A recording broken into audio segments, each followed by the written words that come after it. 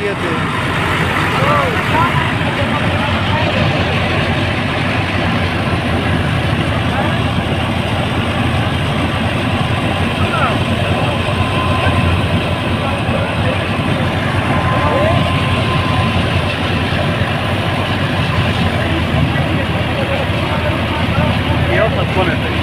हाँ